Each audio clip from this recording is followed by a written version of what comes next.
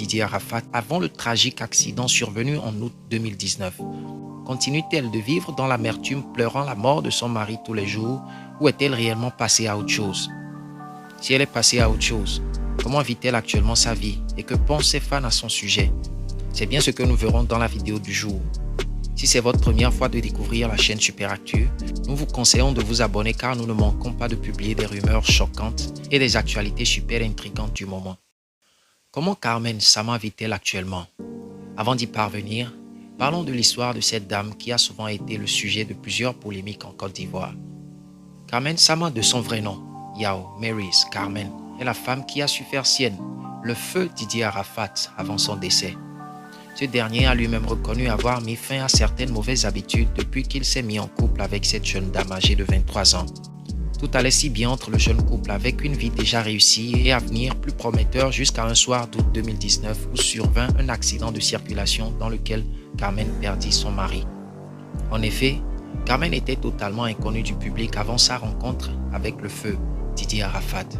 Carmen Sama a pu construire sa toute première communauté sur les réseaux sociaux après que son mari la présentait souvent dans ses vidéos.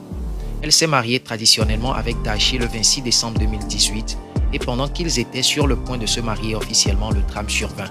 Cet événement plongeant la belle Carmen dans une profonde amertume et l'on peut remarquer sur l'un de ses posts juste après la tragédie.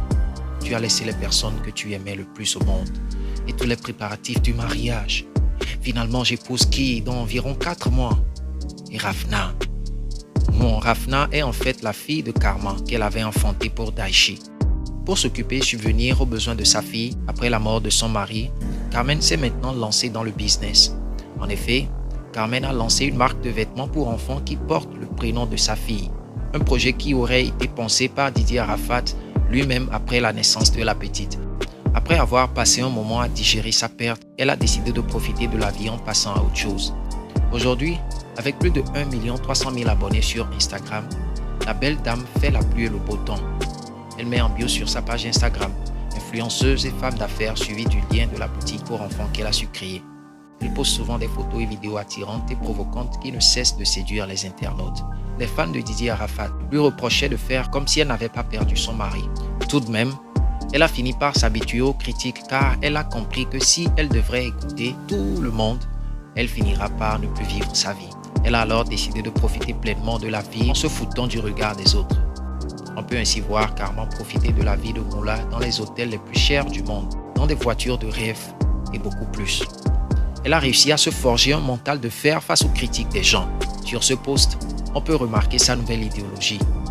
Now, il faut pleinement vivre dans le présent, faire table rase du passé et éviter tout de même de vivre comme les futuristes qui vivent tout le temps en pensant au futur, oubliant le cadeau le plus précieux de la vie, le moment présent.